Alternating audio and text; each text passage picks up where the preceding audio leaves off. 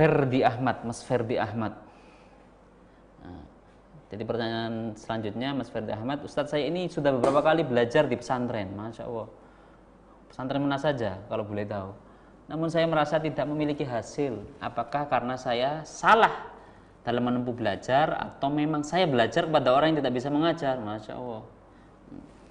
Di mana-mana pesantren yang kita kenal itu tidak, insya Allah, kurikulum, keilmuan.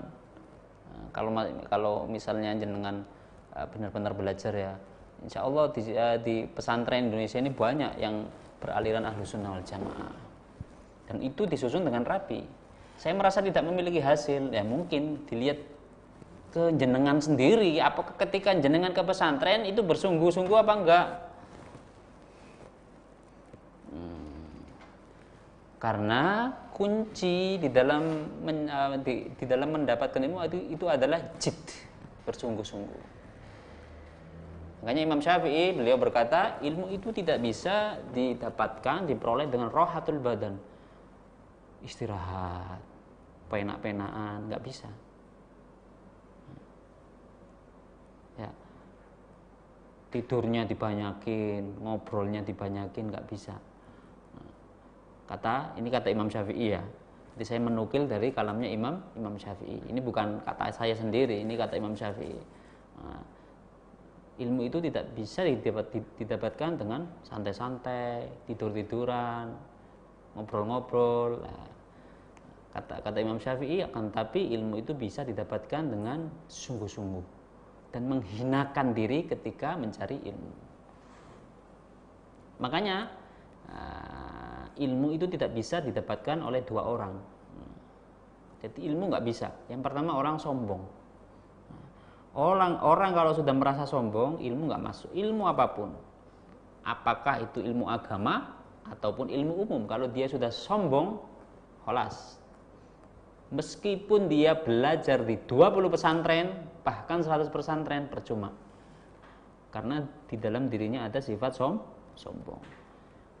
Kalau dirinya dibuang sifat sombong semua, dengki, iri, sombong, cinta dunia, semua dibersihkan, disucikan hatinya, ketika akan masuk pesantren itu cepat sekali mencari ilmu, memperoleh ilmu cepat sekali.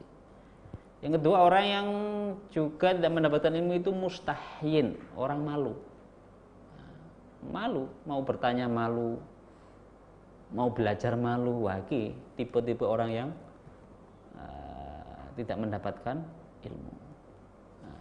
Itu kalau nggak salah kata Nabi Muhammad SAW. Mungkin jenengan ya, namun saya tidak memiliki hasil lah. Ini mungkin jenengan introspeksi. Nah, ketika di pesantren bagaimana? Apakah bersungguh-sungguh atau bagaimana? Atau suka tidur, suka makan, itu bagaimana? Seperti Imam Syafi'i, Imam Hambali, Imam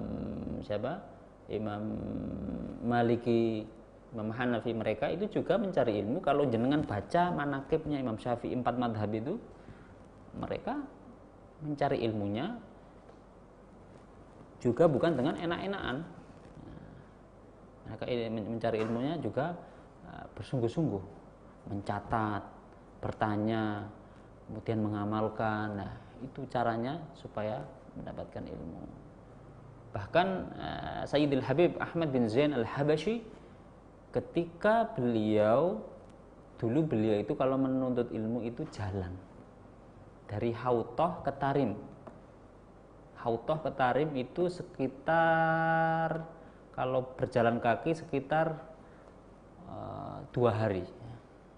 Itu beliau berjalan kaki.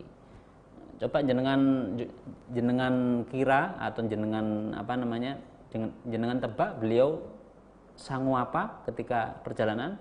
Indomie, apakah sangu ayam geprek, apakah sangu es teh? Enggak. Beliau itu bekalnya cuma kurma, 3 kurma. Bayangkan, sampai beliau menjadi murid kesayangan Al-Habib Abdullah bin Alawi Al-Haddad.